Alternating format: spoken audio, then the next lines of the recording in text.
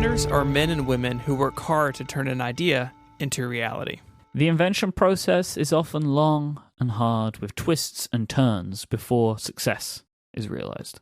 Sometimes, however, these twists and turns can be deadly, with inventors being killed by their own inventions. So this is obviously a slightly morose topic in a way. We're basically just going to talk about a bunch of people that died. But there is an irony to this list, which makes it kind of funny. So, I mean, I think we just have to state that up front. You know, the idea of people being killed by something they made, sometimes it can be quite funny. I'm sorry that those people died. Yes, it's tragic, but there's an element of irony, so we're covering it. This is one of my favorite Wikipedia articles that we found in the process of trying to bring stuff together for this show, because it's kind of ridiculous and there are some real gems in here. Mm-hmm. So we figured, why don't we pull out some of our favorites and talk about them.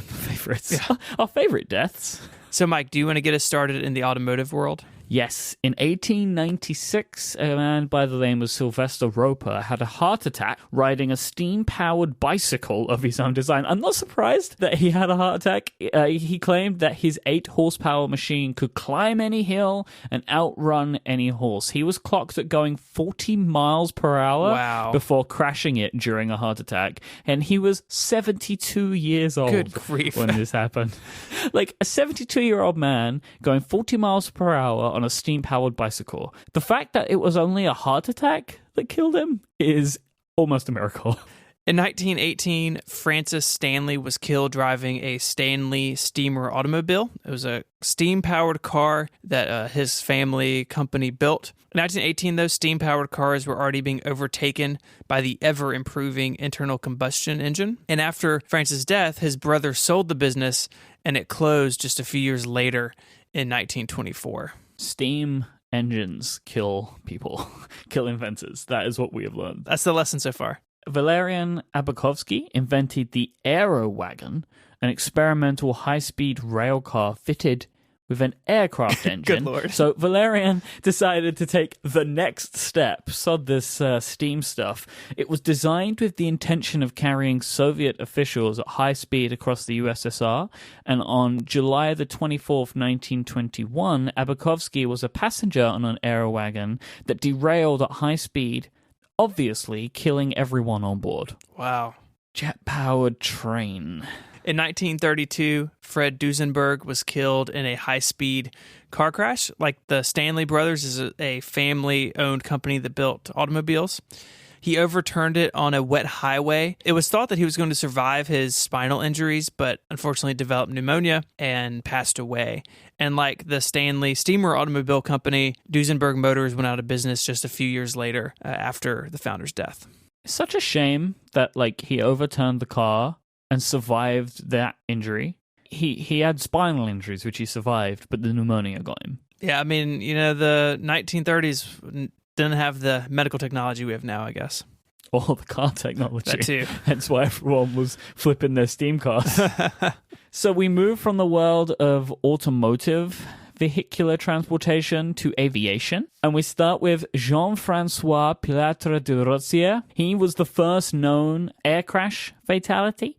On June 15th, 1785, he crashed his hot air balloon while trying to cross the English Channel. Whilst it was the first balloon that Rozier had built, they are actually still in use today. Like his idea of how these balloons were built, they still use today. And in 1785, he came up with this idea. Wow.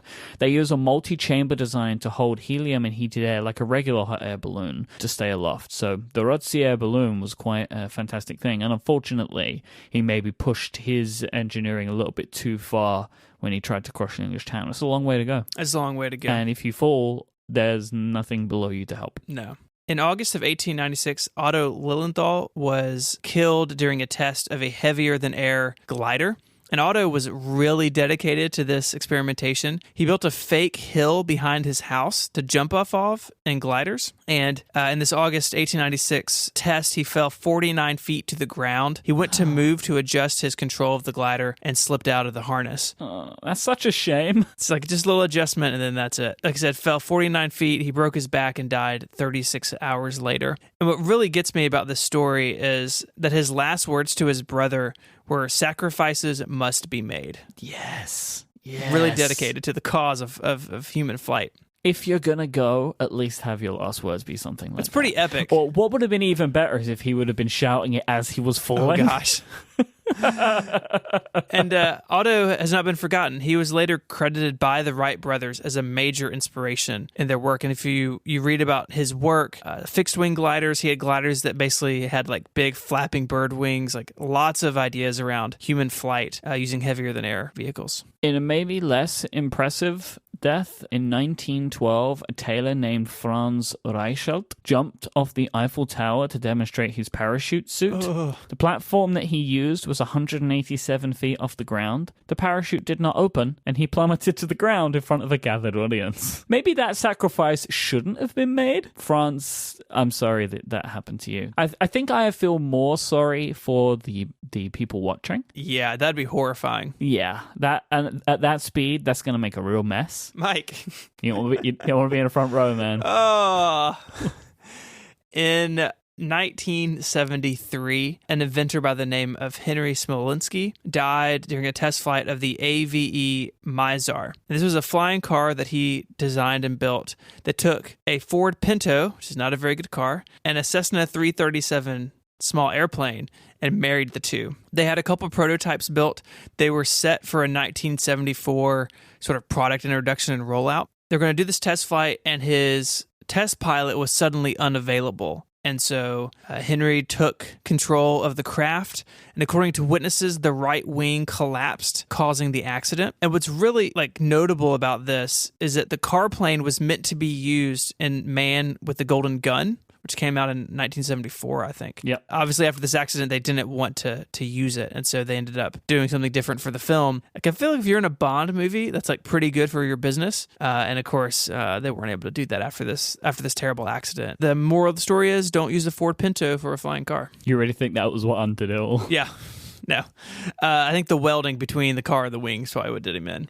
So let's move into medicine, Mike. Thomas Smedley Jr. was an American mechanical engineer and chemist. He actually holds over 100 patents, including things like additives to gasoline and the first CFCs. But the reason he's in the medical category of this topic is that in 1940, at age 51, he was disabled after contracting polio, and he still wanted to work, so he devised an elaborate system of strings and pulleys to help him lift himself and help others lift him from his bed. And tragically, 4 years later, he became entangled in these ropes and died of strangulation at home in his bed. I don't like this one. It's the worst one, I think, because it's so sad. I think it's the worst one because it wasn't even a blaze of glory. You know, many of these people, they die in a blaze of glory. They die doing the thing that they loved. He was maybe just trying to get out of bed. It's really sad. Yeah, it's not good. It's not good. Alexander Bogdanov was a Russian physician, philosopher, and science fiction writer. He experimented with blood transfusions. Oh, no. Searching for eternal youth and rejuvenation. Aren't we all? I mean, sure. Well, I'm not going the blood transfusion route, but anyway, after undergoing 11 blood transfusions, he remarked with satisfaction on the improvement of his eyesight and other positive symptoms. He was basically doping. He died in 1926 when he took the blood of a student suffering from malaria and tuberculosis. I hope he didn't know this before, because otherwise I feel that may have been an unwise decision. It is also thought now that the blood may have actually been a different type to his, which wasn't well understood at the time. There was all types of things going on here, like rejection and malaria and TB. Sorry, Bogdanov, that was a bad decision. My biggest question here is about the student. And in reading about this, there wasn't much in the articles. Taking a blood from a student sounds not cool. I don't know. It's not a great move between a student and a professor. But Mike, let's talk about physics, your favorite high school subject. Yes. Is that true? What was your favorite high school subject? Probably English. Sort of the opposite of physics. I wasn't very good at it, actually. Yeah, this one's pretty well known. Out of this list, this is the one that I knew about going into this episode.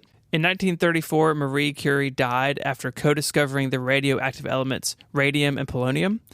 In 1934, the effects of radiation were not well known at all. And so she was working with these elements, discovering new things about them, and she actually carried test tubes of the isotopes in her pocket, and even noted in her journal that they had a slight glow in the dark, which now, of course, we know lots more than they did in the 1930s. Yeah, it's interesting though, right? Because now, like with just the very basic knowledge that we all have, we know that is a terrible idea. But it's interesting that there was just nothing known, so why would it have been a problem? Yeah, I mean, exactly. It's because of stories like this, unfortunately. But here's the real kicker to me. Because the levels of the radioactive contamination were so high, she has papers, including her cookbook, that date back as far as the 1890s that are considered too dangerous to handle today. How did she live for more than a half an hour? It's amazing. That's what really blows my mind about this one.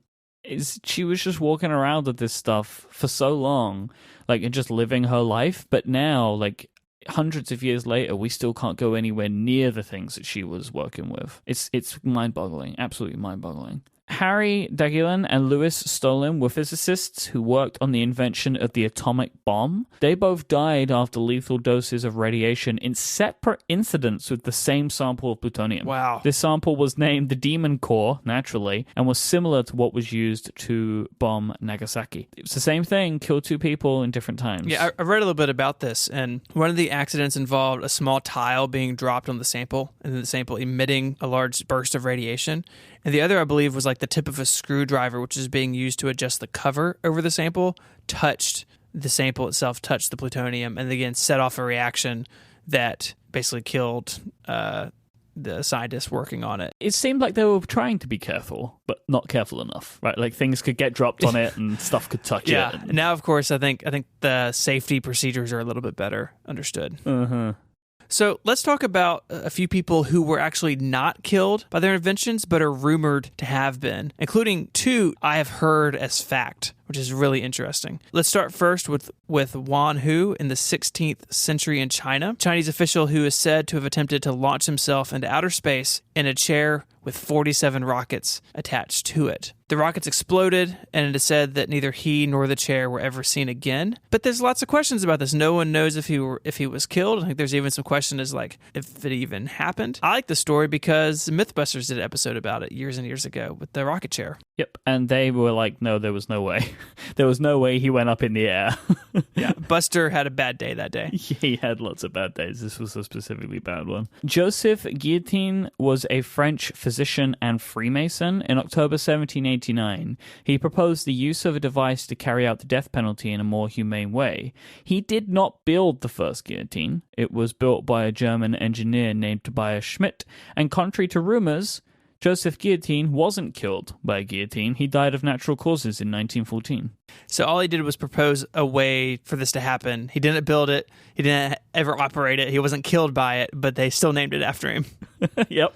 That's no good. The last one is from 2010, and this is one Everyone that I've knows this one. I've heard is true. I thought was true, not true. So in 2010, British millionaire James Heselden died after falling from a cliff on his Segway. The rumor is that he invented the Segway, right? You hear it, Segway inventor killed by Segway. Actually, not true at all. He had purchased Segway Incorporated just 9 months earlier, but he didn't invent any of the technology in use by the company or in any of its products. He was just a businessman who bought the company and bought its assets, went out for a nice ride, and didn't come home. I thought that was true. Yep. Too, but it wasn't true. Not true. So, Stephen, what have you learned from this episode? I'm glad that I can't think of a way that podcasting could kill me. Yep. Yeah. There is that. I mean, We didn't invent podcasting, though. that's true.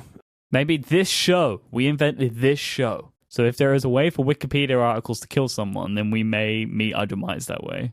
Making stuff, like creating stuff, especially physical things like cars and dealing with science and medicine, like there are really dangerous things that people do every day and things that we just take for granted now, like the safety and x-ray machines or the internal combustion engine or the fact that we still don't have flying cars made of Ford Pintos. Like we just take that for granted now, but that stuff came into the world sometimes like shrouded in tragedy and always through lots of hard work and blood and sweat and tears.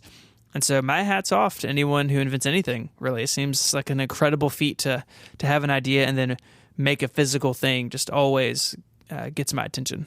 So as always, if you have any suggestions for any topics or any feedback about the show, you can send them to us on Twitter. We are at Ungeniused for the show. Stephen is at ISMH. I am at IMike, IMYKE.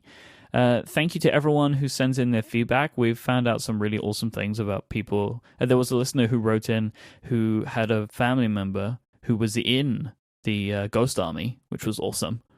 So yeah, feel free to send in anything. We'd love to see what you have. And as always, please share the show with friends if you enjoy it, because it helps get the word out. Thank you so much for listening to Ingenious. We'll be back next time.